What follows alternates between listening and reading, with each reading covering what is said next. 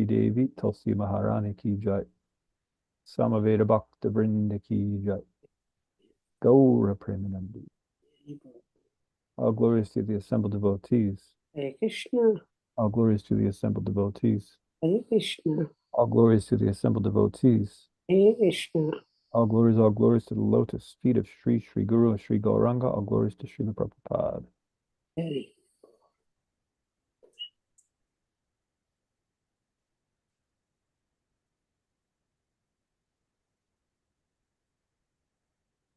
Hare Krishna.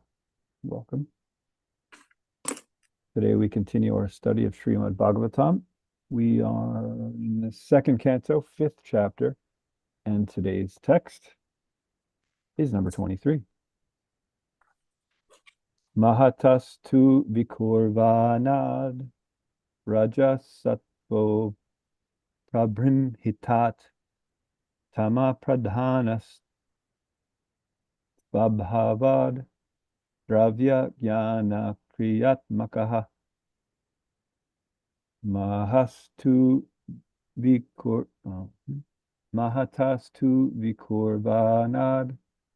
rajasatvo prabrimhitat tama pradhanas vabhavad dravya jnana kriyatmaka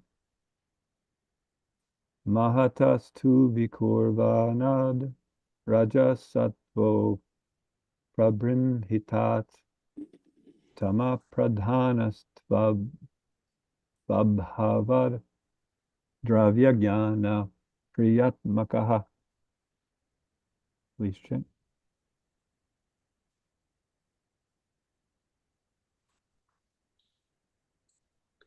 Mahatva vikrutvanad rajasattvobrimhita tama pradhanastva abhavad dravya jnana kriyatmaka. Hare Krishna.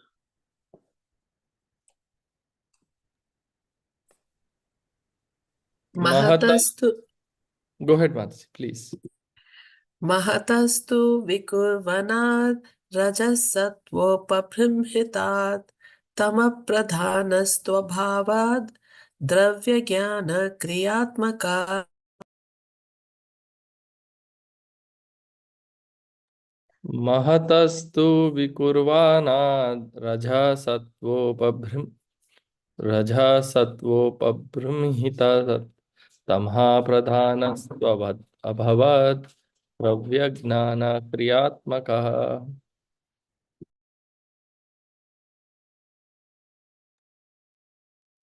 Anyone else? Okay. Mahataha, of the Mahat Tattva, to but. Vikurvanat, being transformed. Rajaha, the material mode of passion. Sattva, the mode of goodness. Upabrimhitat, because of being increased. Tamaha, the mode of darkness. Pradhanaha, being prominent. To, but.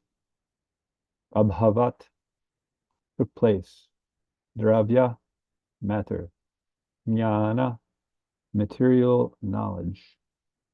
Kriya atmakaha, predominantly material activities. Translation by Srila Prabhupada. Material activities are caused by the Mahat Tattvas being agitated. At first, there is transformation of the modes of goodness and passion, and later, due to the mode of ignorance, matter, its knowledge, and different activities of material knowledge come into play. Purport.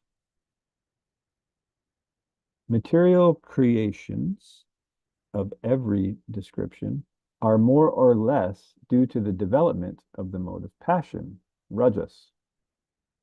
The Mahat Tattva is the principle of material creation, and when it is agitated by the will of the Supreme, At first, the modes of passion and goodness are prominent, and afterwards, the mode of passion, being generated in due course by material activities of different varieties, becomes prominent. And the living entities are thus involved more and more in ignorance. Brahma is the representation of the mode of passion, and Vishnu is the representation of the mode of goodness, while the mode of ignorance is represented by Lord Shiva, the father of material activities. Material nature is called the mother, and the initiator for materialistic life is the father, Lord Shiva. All material creation by the living entities is therefore initiated by the mode of passion.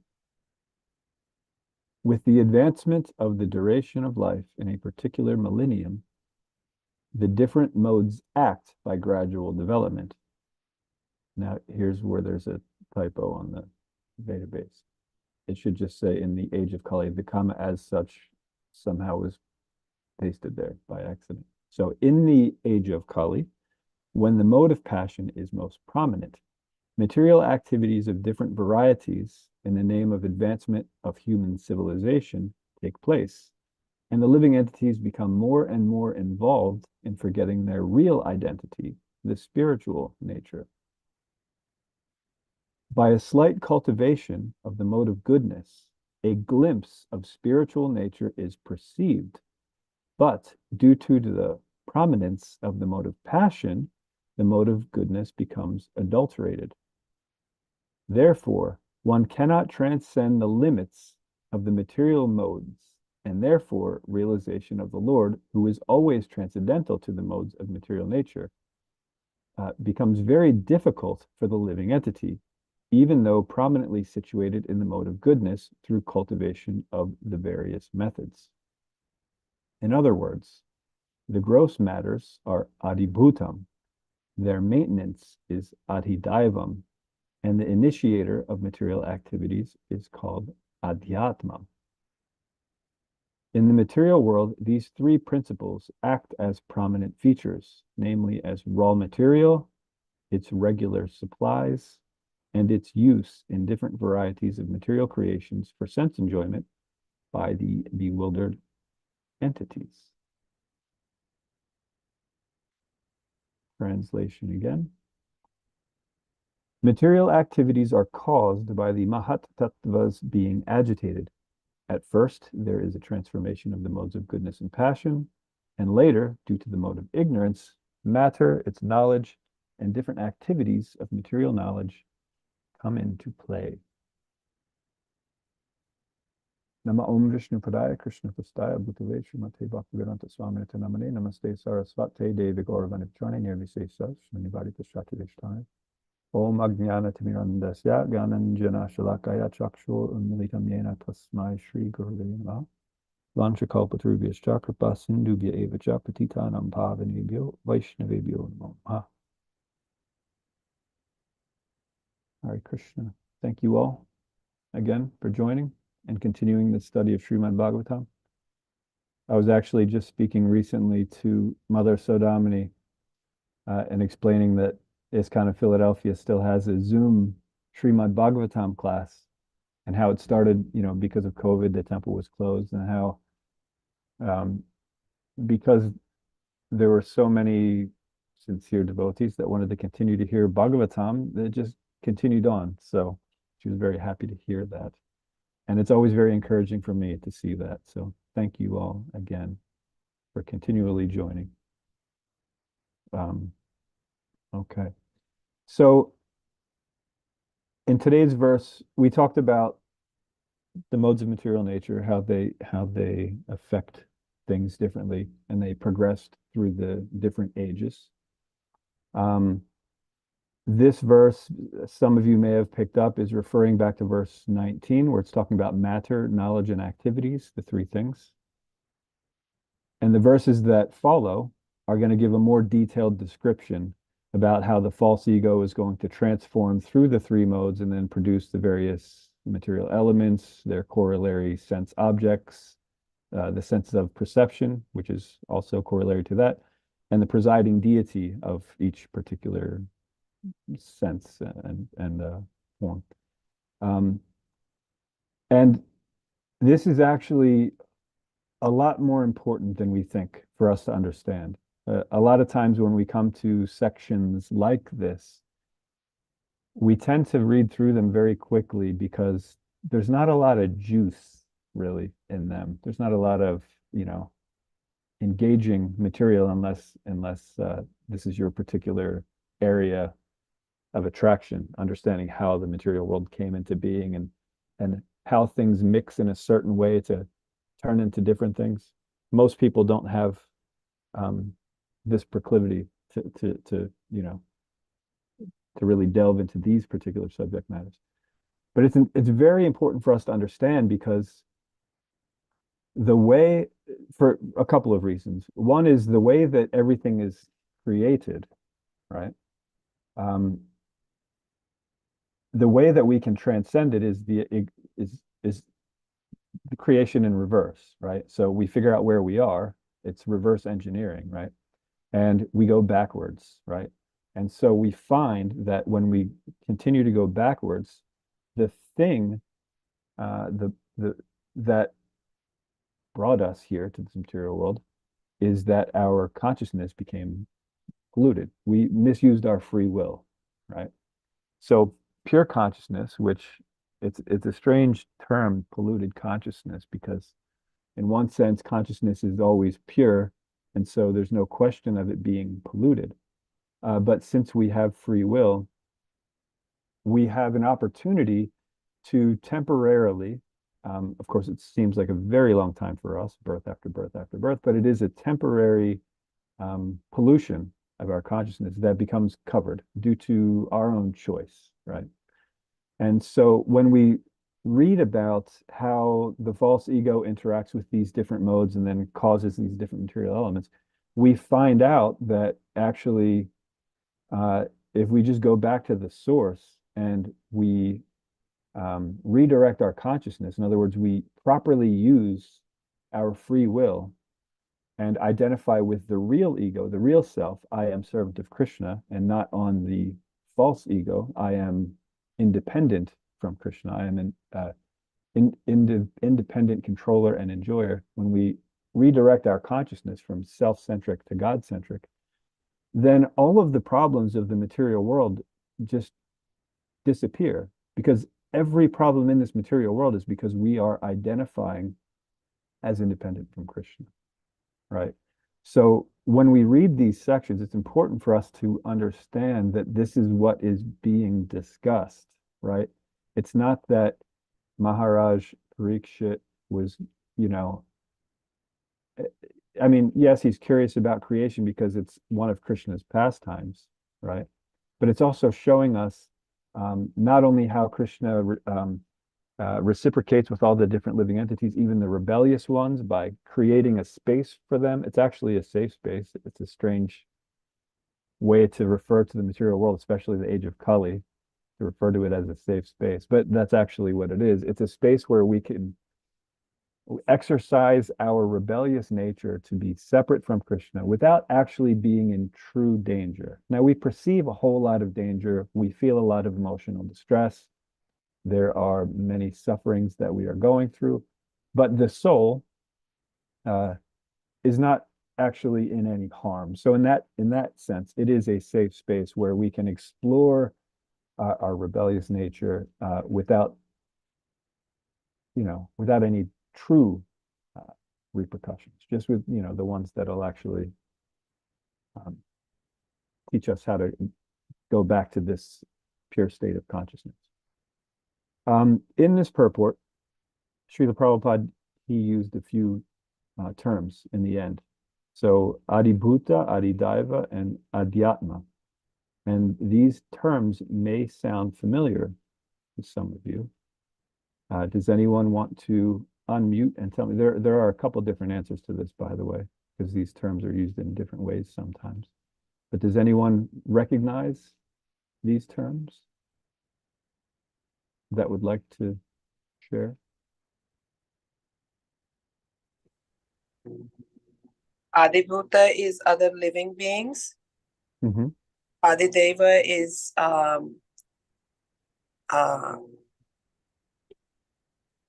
Deva from what's the English word? Adibhuta, Adideva, Natural Adhyatmika, calamities. natural calamities. And Adi Atma is whatever is within my mind from mental. Okay. So you're referring to the threefold miseries, Yeah. Adibhotika, Adidaivika, and Adhyatmika, which are, yeah, they're very similar. And I'm glad that you brought this up. But before we continue with that, because I want to address that about the kleshas. Before we talk about the kleshas, does anyone else find these terms, or do these terms, does anyone else know where these terms are also used, other than the threefold miseries, which are slightly different? No? It's okay. Okay, so first we'll talk about the kleshas and then we'll go into that, because it's a slightly different thing, although the terms are the same and they sort of refer to the same thing. There's a slight difference here, so we'll get into that. But before that, I will mention the kleshas. Thank you for bringing those up. So it's funny because, as you pointed out, Adhyatmika klesha, these are the threefold miseries. Adhyatmika is when the miseries are caused by oneself, right? Then Adibhotika is miseries caused by other living entities, right? So someone comes and punches you in the face, that's a different living entity causing you harm. And then Adidaivika, that's when it's like a natural disaster, like bad weather, things like that. They're coming from the Devatas. But if you think about it, and if you go with the theme of, this chapter and finding out, what's the source of all of this material world, that all of these kleshas, these miseries, they're actually all, in a sense, adhyatmika, right? Because even if it's coming from someone else, an adibhotika klesha, it's a result of our previous karma. It's never for no reason whatsoever, right? And same with the Adidaivika. If we're experiencing a drought or other bad weather, tornadoes, hurricanes, thing like that, it's also because of our karma, right? There's individual karma, there's collective karma, but we are actually in the exact right place. Has anyone here, and because I have most of my life, has anyone here ever thought that they have been born in the wrong era? Like I should have been born at another time. Like I don't feel comfortable here. It seems that, if I were born in this particular era, it would make a whole lot more sense. So most of my life, I shouldn't say all my life because that wouldn't be entirely true, but most of my life, I've considered that I was born in the wrong era, right? But fairly recently, over the past decade, I've understood that no, I'm actually exactly where I belong. Because if I were born in the area that I'd feel more comfortable in, and the area that I think I'd feel more comfortable is when there's more, when communities used to get together and help one another out, when people would exploit each other less, things like that. So this is the sort of era that I'd feel comfortable in. But the reason that I don't deserve to be in that era, and it's good that I'm not in that era, is because I'd be comfortable. I'd be distracted. I wouldn't be focused so much on spirituality because I'd be thinking, this isn't so bad. This is comfortable, right? So we are exactly where we need to be. There is a very complex formula that there's no way we could possibly fathom or calculate or compute that determines where and when we take birth. The exact circumstances in which we take birth it's poetic justice how perfect it is, how we come into this world. And so there's never a mistake about it. It's never that someone's born in the wrong time. We're always born in the exact situation we need to be. So all of these kleshas are actually from the original problem, which is misusing our free will. Again, goes back to the theme of what this chapter is going to be about.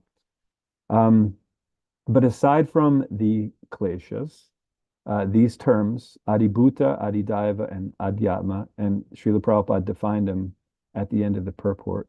But they're also going to be defined in the 10th chapter of this canto. There's going to be a more detailed description of what we're going over now, where it actually goes through the specific the senses, the elements, the corollary senses, the sense object, and the presiding deity. And so we have that to look forward to. We're getting a preview now, and then we'll really get into it. And so that's why it's important to understand what these sections mean to us, because if we have that in mind, then we can actually keep focus on it instead of just trying to think, all right, what does it have to do with me that, fire comes and then form and then, like that, but so in this way, if we keep this focus, then we see that, okay, this is actually meant to, as every part of the Bhagavatam is, to redirect our consciousness from self-centric to God-centric. So in the 10th chapter of this canto, the 14th verse, it says, "Just hear from me how the potency of his lordship divides one into three, called the controlling entities, the controlled entities, and the material bodies in the matter mentioned above." So in the Sanskrit, the controlling deities, that's Adidaiva, right? The controlled entities are the Adhyatma, those who are controlled, and the material bodies are Adibhauta, right? So, Adibhuta, sorry. So, and this is the way that Srila Prabhupada defines it in this purport. And then in the purport to 210.19, just to give an example of, so we can become more familiar with these terms, Srila Prabhupada writes, "This gradual process of evolution," and this is talking about the evolution of the elements, and how everything is coming through. "This gradual process of evolution suggests the explanation of the controlling deities, Adidaiva, because Varuna is the controlling deity for all relishable juices. Therefore, the mouth becomes the resting place for the tongue, which tastes all the different juices, of which the controlling deity is Varuna. This suggests, therefore, that Varuna was also generated along with the development of the tongue." Right, so there's a correlation there. "The tongue and the palate being instrumental are adibhutam, or forms of matter. The functioning deity, who is a living entity, is adidaiva, whereas the person undergoing the function is adhyatma. Thus, the three categories are also explained as to their birth after the opening of the mouth of the Virat Purusha," right? So, and it brings it back to, the reason we have a mouth is because the Lord has a mouth. The reason we can taste things because the reason we can see things is because he sees things. That's why the sun and the moon are his eyes. We can't see anything unless it's illuminated by the sun, the moon, or something that has been powered by the sun or the moon, any form of electricity, etc. So, because Krishna can taste, then the expansion through Varuna and water and the tongue and the sense of taste, all these things come together. Right? The four principles mentioned in this verse serve to explain the three main principles, namely Adhyatma, Adidaiva, and Adibhutam, as explained before. So here, instead of these terms referring to the threefold miseries, they're referring to the individual being who is perceiving things, the controlling deity, who's also an individual, who is in charge of these things, and then the adibhuta is the things that you're interacting with, material things. But also these terms are given in Bhagavad Gita. And Arjuna asked Krishna specifically about these terms because he wants to know them. Is this refreshing anyone's memory? Does anyone want to chime in? You don't have to. Don't be embarrassed if you don't know. But in the 8th chapter, it starts out where Arjuna is asking about certain terms. He asks about these terms and a few others. He also asks about Brahman and karma. But in the first verse of Bhagavad Gita, Arjuna says, O my Lord, O Supreme Person, what is Brahman? What is the self? What are fruitive activities? What is the material manifestation? And what are the demigods? Please explain this to me. And so, but he uses these terms, Adibhuta, Adhyatma, Adidaiva. And in verses 3 and 4, Krishna answers Arjuna's question. So, 3 and 4, the Supreme Personality of Godhead said, the indestructible, transcendental living entity is called Brahman, and his eternal nature is called Adhyatma, the self. Action pertaining to the development of the material bodies of the living entity is called karma, or fruitive activities. O best of the embodied beings, the physical nature, which is constantly changing, is called adibhuta, material manifestation. The universal form of the Lord, which includes all the demigods, like those of the sun and moon, is called adidaiva. And I, the Supreme Lord, represented as the supersoul in the heart of every embodied being, am called Adiyagnya, the Lord of sacrifice. So Arjuna asks what these terms were, and Krishna explained what these terms are. So you have the living entity, you have the material manifestation that the living entities are interacting with, and you have the devatas who are acting on behalf of the Supreme Lord through the universal form, who are in charge of these various things that we are doing.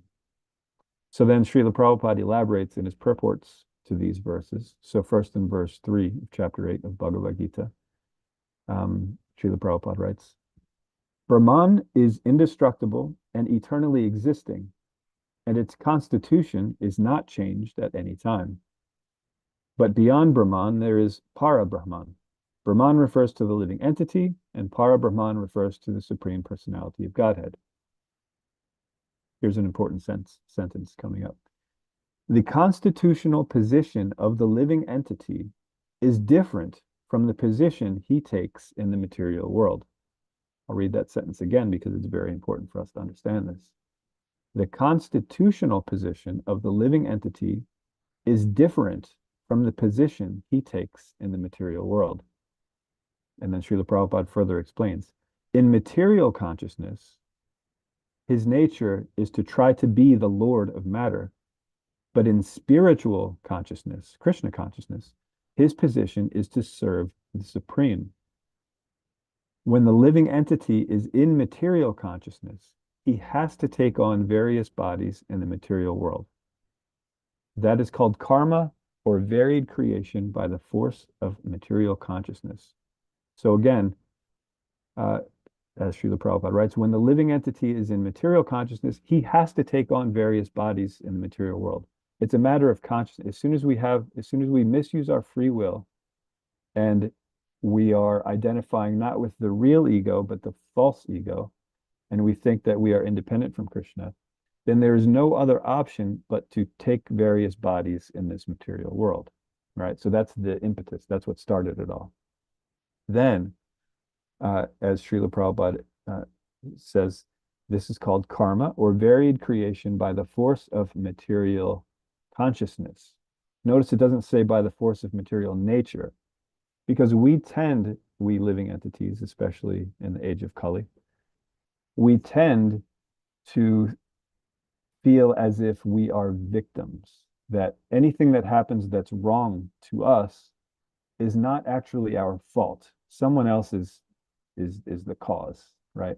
Which is why when we were talking about the kleshas before, I pointed out that even when our sufferings are coming from other individuals or from natural occurrences, which are also other individuals, the devatas, it's really because of our previous karma, right? And we have to understand this, because if we continue to have this mentality that we're victims and that the reason that we're not Krishna conscious is because material nature is kicking us around and it's more powerful, right? Then we are not understanding the philosophy correctly, because spirit, Brahman, is superior to material nature, right? the only time material nature has power over spirit is when that spirit is misusing its free will, right? So when this says varied creation by the force of material consciousness, it means because of our material consciousness, that's why the material world is here. That's why we're going through all of the sufferings we're going through. So this is an important thing for us to understand. And these sections help us to understand that and how to navigate our way from polluted consciousness back to purified consciousness. Then in the purport to Bhagavad Gita 8:4, Srila Prabhupada continues. So he was talking about adhyatma there and also karma. Now he'll talk about adibhuta and adidaiva. So he writes, the physical nature is constantly changing. Material bodies generally pass through 6 stages. They are born, they grow, they remain for some duration, they produce some byproducts, they dwindle, and then they vanish. So those are the 6 transformations. This physical nature is called adibhuta. It is created at a certain point, and it will be annihilated at a certain point.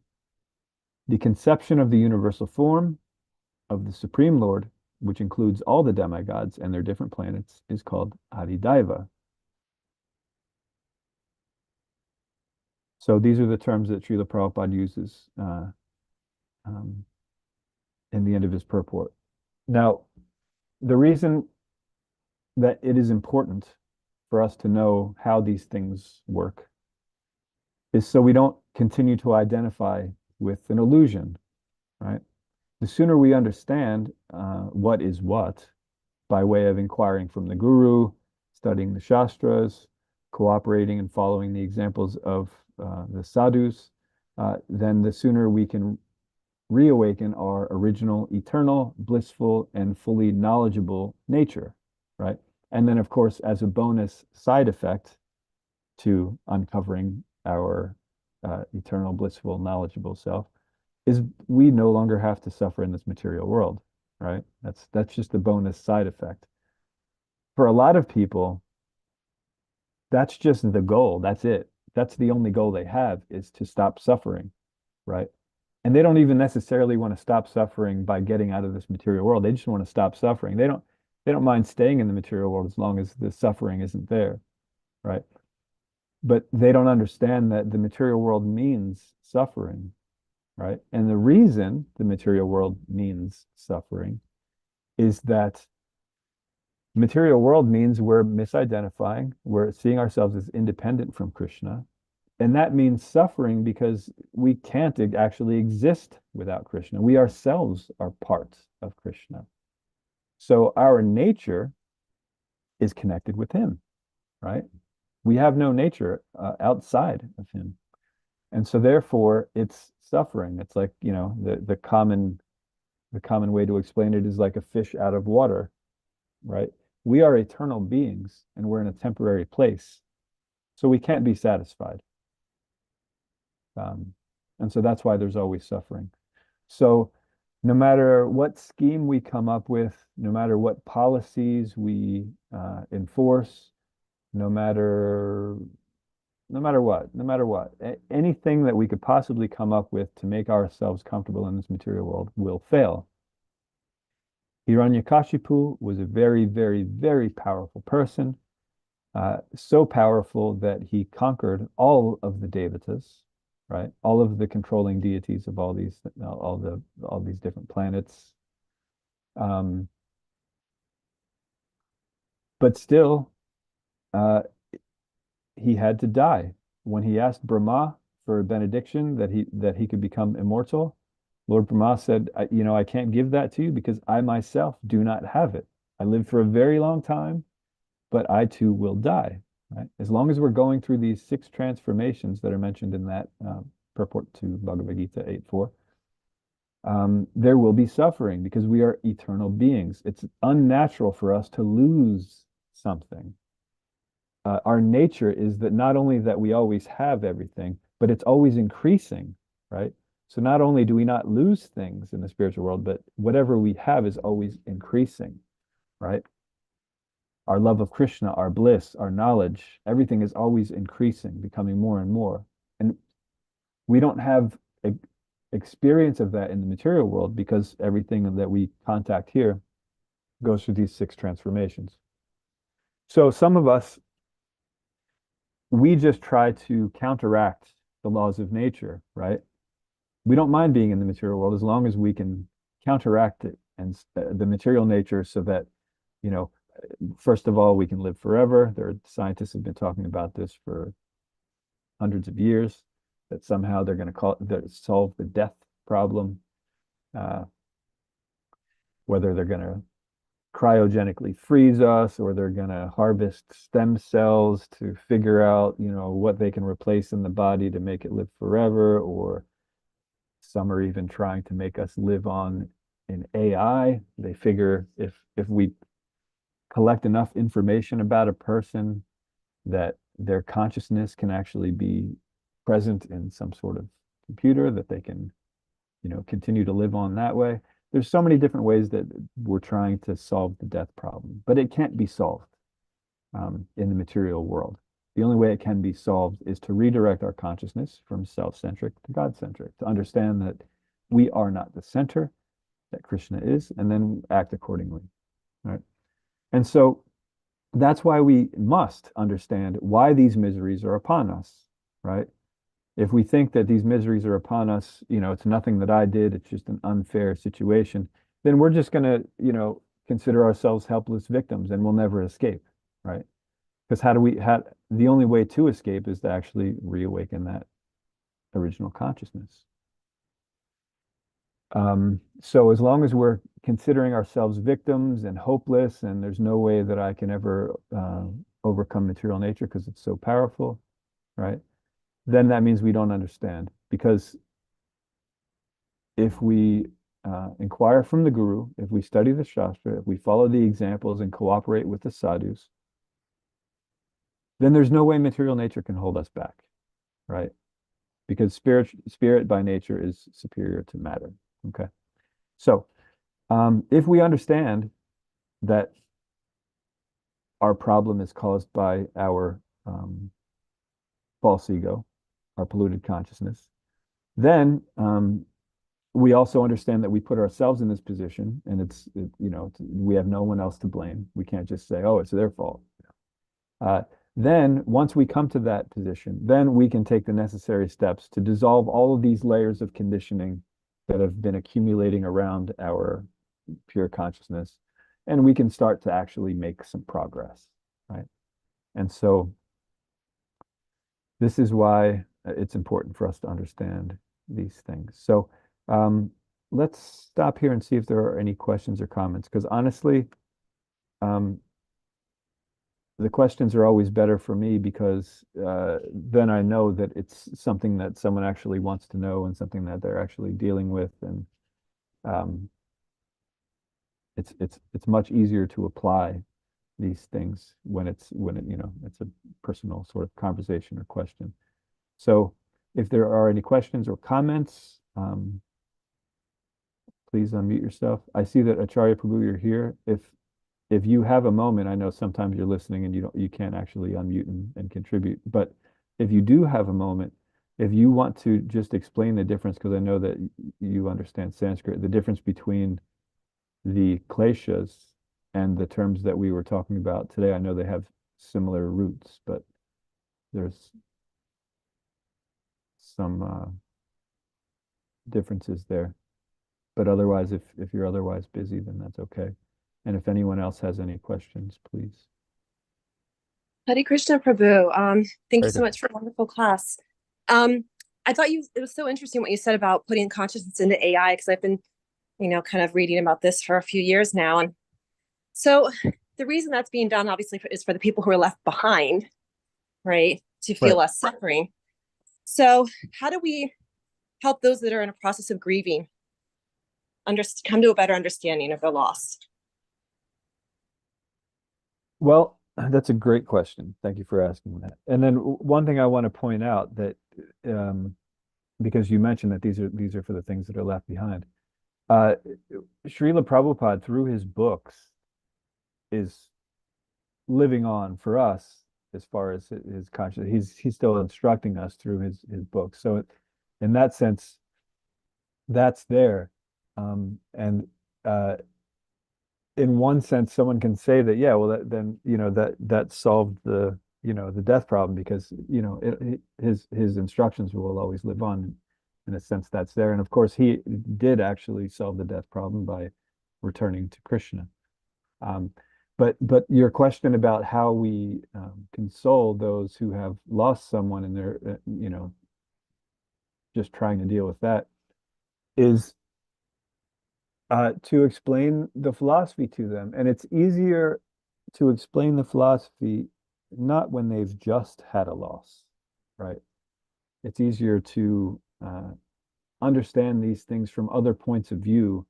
And then when we ourselves have a loss, then we can apply that better. So speaking for myself personally,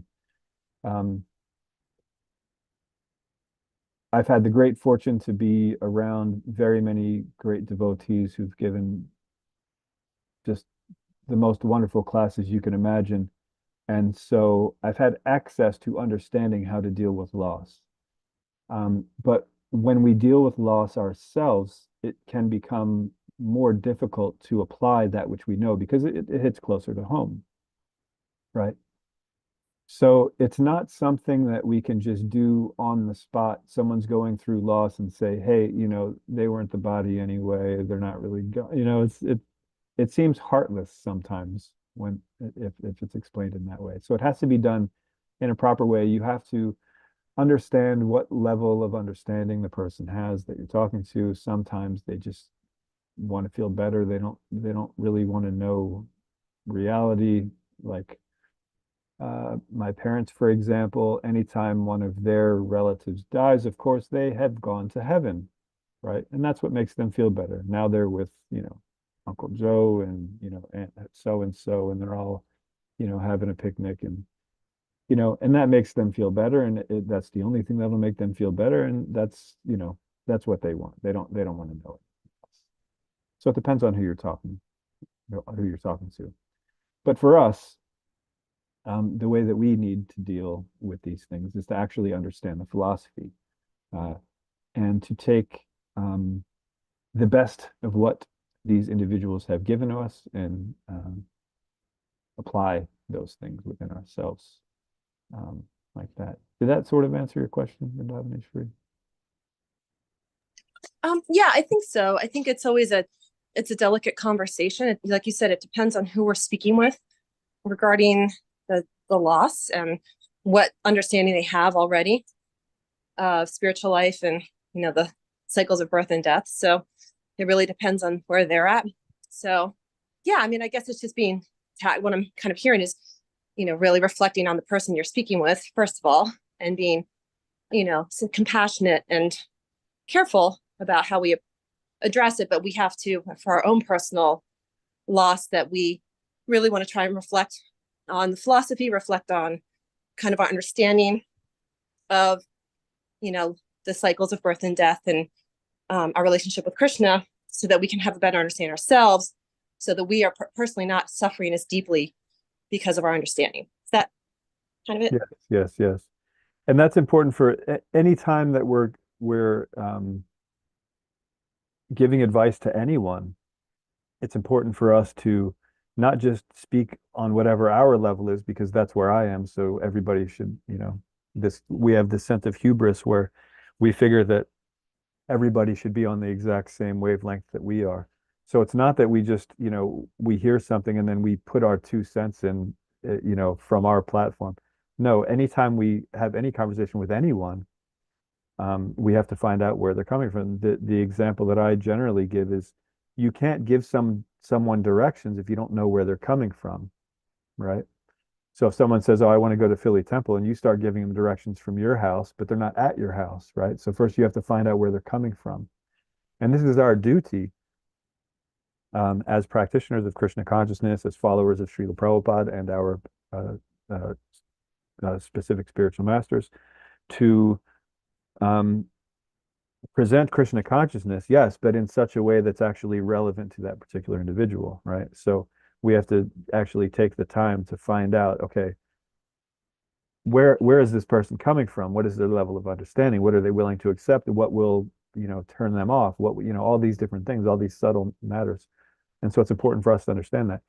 And what we tend to do, through through my observation, what I've understood, that what we tend to do is we hold everyone else to the highest standard, right? We expect them to live to the highest standard that we've ever read about. But for ourselves, we are very, very lenient, right? If I make this mistake, it's not such a big deal because, I'm chanting the holy name and that's going to purify me. And so over time, this is how we generally do. But unfortunately, that's backwards. We should hold ourselves to the highest standard. In other words, we should not that we should get low self-esteem because we're not at the highest platform, but we should always be striving to do our absolute best in Krishna consciousness. But as far as everyone else goes, we should understand that they're chanting Hare Krishna. So in time, when they're able to, then they will be doing much better. But just the fact that they're taking part in the process in any capacity is quite impressive. We're here in the material world. There's so many distractions around us. So if anyone is doing anything remotely connected to Krishna consciousness, that's highly impressive, right? It's a very rare thing. Even more rare for someone to take it, seriously, and even more rare for someone that who actually does take it seriously to, actually reach perfection. These statistics are given actually in Bhagavad Gita. So yes, it's very important for us anytime we're talking to anybody about anything to find out where they're coming from. And for us, when we're receiving instructions, it's important for us to do our best to actually understand what these instructions mean to us and how we can actually live those instructions, right? Because all of these instructions, as I mentioned here, the chapter that we're covering now, all of it is about, because it's in Srimad Bhagavatam, the spotless Purana, there's no fluff, right? There's nothing that's not specifically pertaining to bhakti, right? So these sections are showing us not only how we got here into this material conditioning, but also how we can get back out, right? How we can redirect our material consciousness back to spiritual consciousness, right? And so the only way to do that is to understand what actually our position is, the sambandha, right? Who am I? Who is Krishna? And what is our relationship, right? And once we understand that truly, then we can know what our actual goal is instead of being distracted, like I mentioned earlier, and just trying to make this material world a better place. And that's a goal, right? But that's not the ultimate goal. The ultimate goal is to reawaken our original consciousness, Satchitananda, right? And then just as the side effect, then we're out of this material world and there's no more suffering.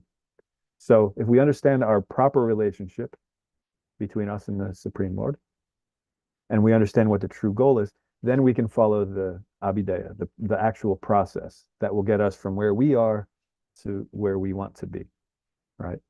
And so anytime we're hearing any instruction for us, we should always be figuring out, okay, how can I apply this in my life? It's important somehow. And sometimes we're given instructions that just seem not to make any sense. It seems whimsical. It seems, I'll give it a personal example.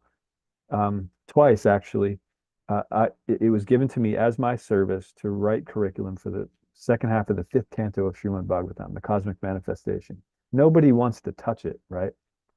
A lot of times when temples are going through Srimad Bhagavatam class, they actually skip that section. So they'll go through the first half because have Maharaj Rishabhadev and like that, those pastimes, and Bharat Maharaj.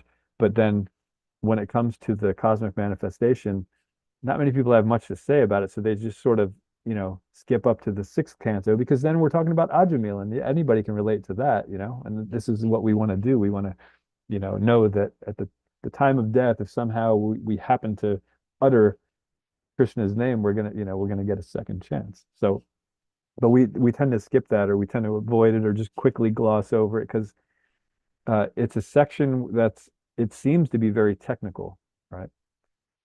And I was given that service twice, and what I realized in going through that section, it's just showing us how Krishna, through his compassion, expanded himself because of our rebellious nature into this material world, right? And it's showing us how everything that we're dealing with in this material world, everything that we're using to forget him, we can also use those same things to remember him if we just understand him in the proper context. And these sections give us the proper context of how to see Krishna in everything, because everything is Krishna. It literally is. It's not that we have to come up with some sort of like, okay, how can I get this thing to remind me of Krishna? No, it already is Krishna. You just have to uncover those layers of pollution on your consciousness that is making you think that it's separate from Krishna, right? So that's an example of sometimes we get an instruction and we don't know what to do with it, and we think it actually has nothing to do with us. It's some sort of mistake that we just have to, okay, yeah, thank you. But no, it's actually an important thing. And had I not realized that, I wouldn't have been able to make a lot of different steps in my life to detach myself from certain things that I didn't even realize were actually holding me back from devotional progress, right? And a lot of times we're in this position where we actually consider that we are doing a devotional service, and to some extent it is partially engaged in Krishna service, but we think it's actually fully engaged. And when we understand these different sections of Bhagavatam and what they're showing to us, it reveals to us where our weaknesses are. So any instruction we get, it's in our best interest to figure out, okay, how can I apply this particular thing in my life? Because it's coming to us for a reason, right? It's never a mistake.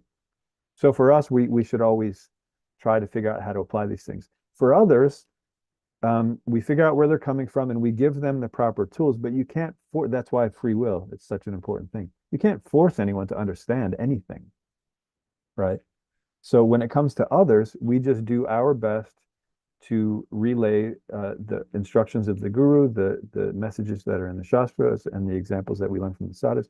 We do our best to convey those messages for each individual while considering their circumstance and their level of realization, etc. But we can't be attached to them. We can't be attached to whether they take the advice or not, right? Or whether, if someone comes to us and they keep asking us, we keep giving the good advice, and they, based on Shastra, of course, and they keep not following it, we can't be frustrated with that because we do the same thing.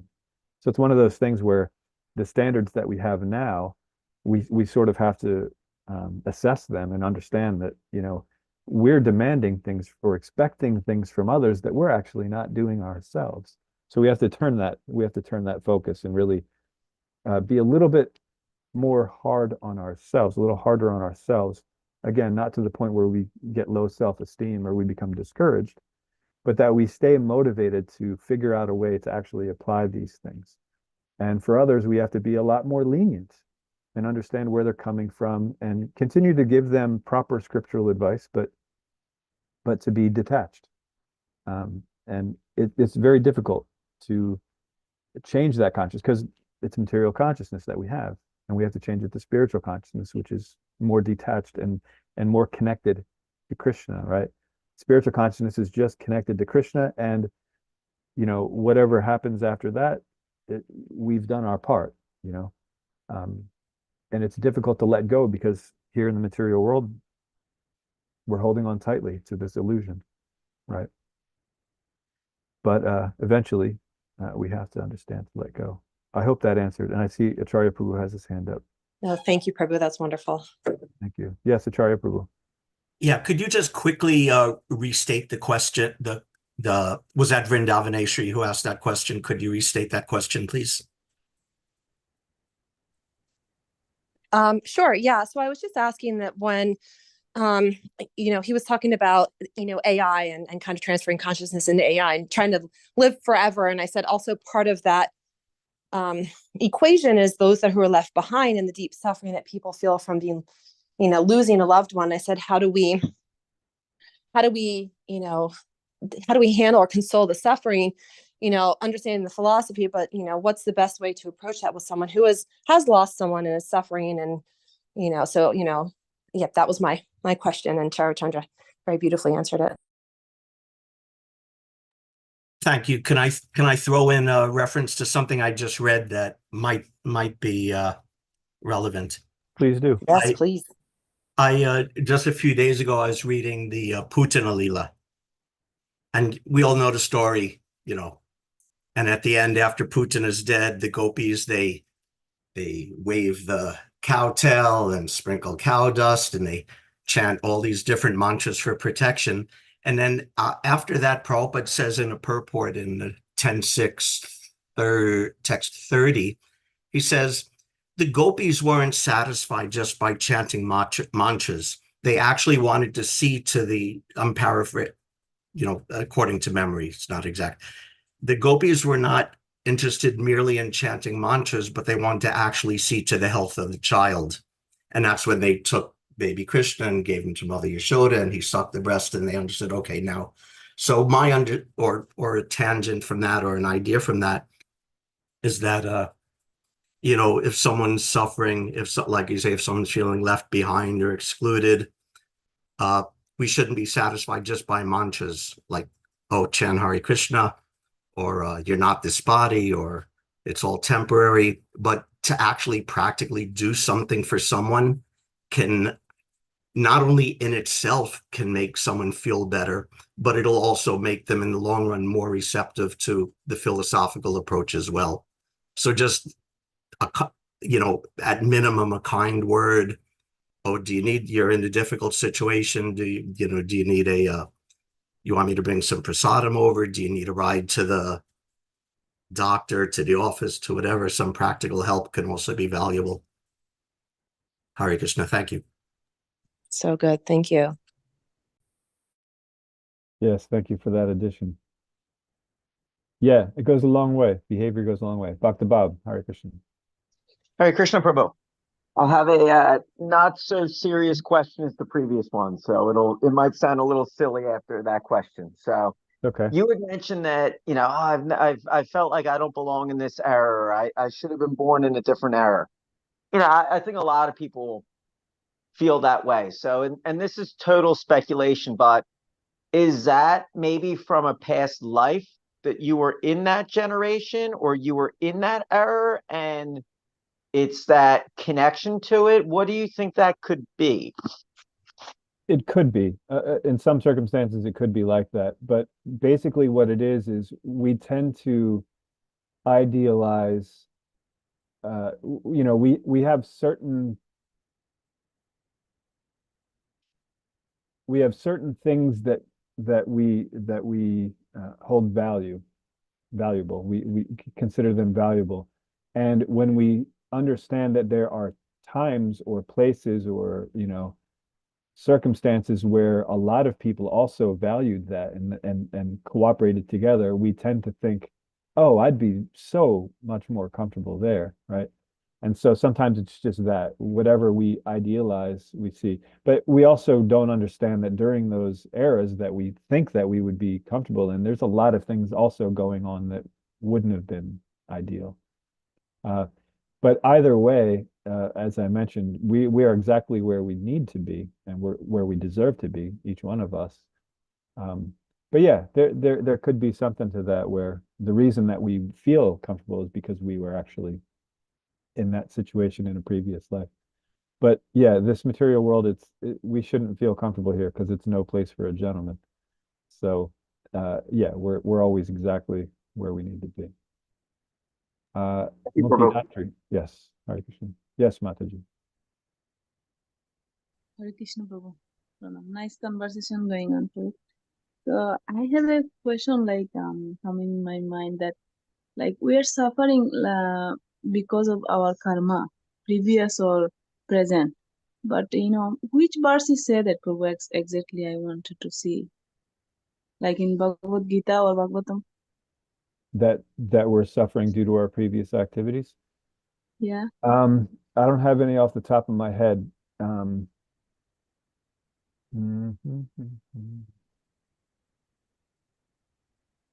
I'm trying to think of some off the top of my head. Acharya Prabhu, do you know any off the top of your? Oh, he's gone. Prananath Prabhu, do you know any off the top of your head, or anyone else?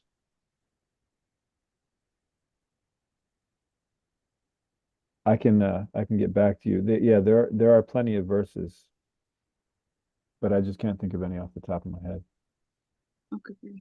Sorry. Okay, Hare Krishna. Thank you. Hare Krishna. It is a good question, because anytime we make these comments, we should be able to back them up with Shastra. But yeah, specifically, I don't have. Yeah. Oh, sorry. I thought I saw another hand. But that's not. Yeah, but I can get back to you. All right. Thank you so much for the wonderful class. Sure. Anyone else? Okay. Well, I thank you all for joining again. Srila Prabhupada Ki Jai, Srimad Bhagavatam Ki Jai, Anandakoti Vaishnava Vrinda Ki Jai, Vanchkalpatrubhishchak, Vasindubhya Evacha Patitanam Pavanebhyo Vaishnavebhyo Namo Namaha.